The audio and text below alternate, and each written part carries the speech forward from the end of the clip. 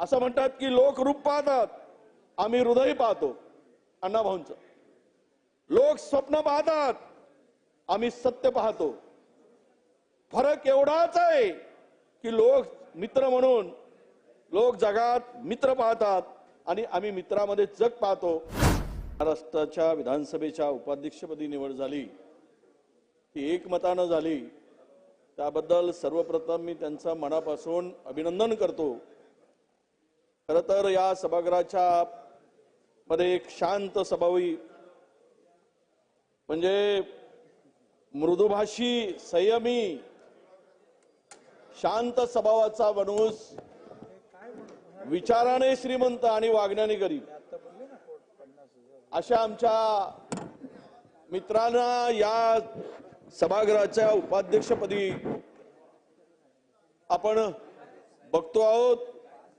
याबद्दल निश्चितच आम्हाला सर्वांना आनंद आहे. अध्यक्ष महोदय, त्यांची कार्यकीर्द सगळ्यांनी या ठिकाणी त्याचा उल्लेख केलाय. 3 वेळा विधानसभेचे सदस्य म्हणून नगरपालिका, महानगरपालिका, स्थायी समिती, उपमहापौर असा प्रदीर्घ अनुभव सन्माननीय अण्णाभाऊ बनसोडे यांचा आहे. खरं तर या सभागृहामध्ये उपाध्यक्ष पदावर बसवत असताना, त्या खुर्चीपर्यंत सन्मानाने नेत असताना मुख्यमंत्री, दोनही उपमुख्यमंत्री महोदय होते, त्याबरोबर विरोधी पक्षनेते जर असते, अधिक त्याला सन्मान आणि व्यापकता आली असते. अध्यक्ष महोदय, परंतु ठीक आहे, मला माननीय मुख्यमंत्र्यांनी सांगितलं की तुमच्या बाजूची खुर्ची काही काळासाठी तुम्हाला सर्व मोकळं बसता यावं म्हणून रिकामी ठेवली. अध्यक्ष महोदयाकडे तो अधिकार आहे, त्यांच्याकडे दाखवला. अध्यक्ष महोदय, आम्ही नेहमी म्हणत असतो की सभागृह संख्याबळावर चालत नाही, तर ते लोकशाही मूल्याला घेऊन चालवलं झाले पाहिजे. सभागृह हे जी विधानसभेच्या कामकाजा संदर्भात किंवा मार्गदर्शिका आहे, नियमावली आहे, त्याला घेऊन सभागृह चालावा ही आपल्या सगळ्यांची इच्छा असते. अध्यक्ष महोदय, आणि म्हणून आम्ही ज्या ज्या वेळेस आपल्याला भेटतो त्या वेळेस आपण त्यावर मार्ग काढण्याचा नक्की प्रयत्न केलेला आहे. त्या अनेक प्रस्तावामध्ये जो काही बदल करण्याचं काम चर्चेमध्ये अध्यक्ष आपल्या सत्ताधारी आणि विरोधकांना ज्या वेळेचं काही बंधन आपण घातला होता तो सुद्धा शिथिल करण्याचं काम आपण केलं. तुमच्या नंतर तुम्ही अध्यक्ष म्हणून काम तिकडे करत असताना या सभागृहाचे आता एक मोठी जबाबदारी तुम्हाला सहकारी म्हणून, उपाध्यक्ष म्हणून अण्णाभाऊ बनसोडेवर आले. अध्यक्ष महोदय, मी खरं तर सभागृहाच्या लक्षात एक गोष्ट आणून देऊ इच्छितो. अध्यक्ष महोदय, त्यामध्ये सन्माननीय सदस्य भास्करराव जाधव साहेबांनी जो उल्लेख केला त्यावर कुठेतरी चर्चा गंभीरपणे कुठल्या ना कुठल्या विषयाला घेऊन येण्याची आवश्यकता आहे. जे वृत्तपत्रामध्ये छापून आलाय ते अत्यंत गंभीर आहे, मी त्या पलीकडे बोलू शकत नाही.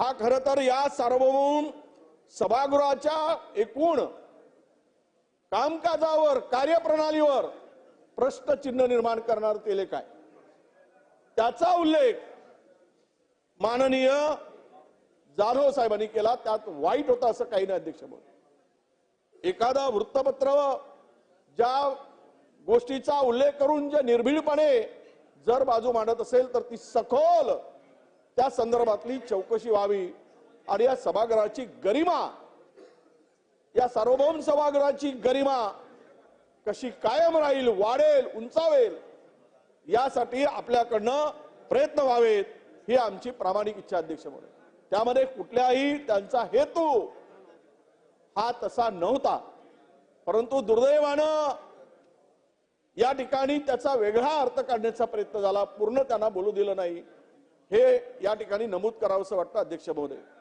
आपण आजचा शेवटचा दिवस आहे आणि शेवटच्या दिवशी आमच्या अण्णाभाऊंना या ठिकाणी गेली चांगलेच संबंध दादा आमचे सुद्धा आहेत मित्र म्हणून आम्ही एक असं म्हणतात की लोक रूप पाहतात, आम्ही हृदय पाहतो अण्णाभाऊंचं.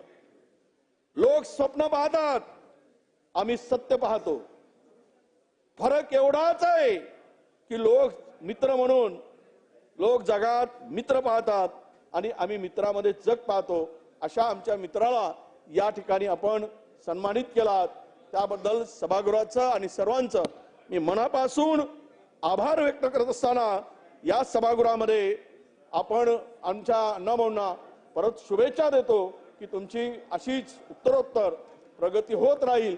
पण तिथे बसताना लक्ष अण्णाभाऊ, अण्णा बनसोडे, लक्ष ठेवा चोहीकडे, फक्त बघू नका उजवीकडे, थोडे बघत राहा डावीकडे. ते झिरवड साहेब म्हणाले त्या पद्धतीनं थोडा इकडे नाही तर जास्त इकडे बघा. कारण असं आहे की या ठिकाणी म्हणजे एक असं म्हणतात की चुलीवरचा तवा आणि आपली हवा नेहमी चटके देते. त्यामुळं तो बॅलन्स करून हे सभागृहामध्ये उत्तम असं काम आपल्या हातून व्हावं आणि विरोधकांना असो की सत्ताधाऱ्यांना या सभागृहामध्ये महाराष्ट्राच्या सार्वजनिक, सामाजिक किंवा इतर कुठल्याही प्रश्नाला न्याय देत असताना तो न्याय देण्याची भूमिका आपल्याकडून निश्चित होईल अशी अपेक्षा व्यक्त करतो. आपल्याला पुनश्च मनापासून शुभेच्छा देतो. धन्यवाद. जय हिंद महाराष्ट्र.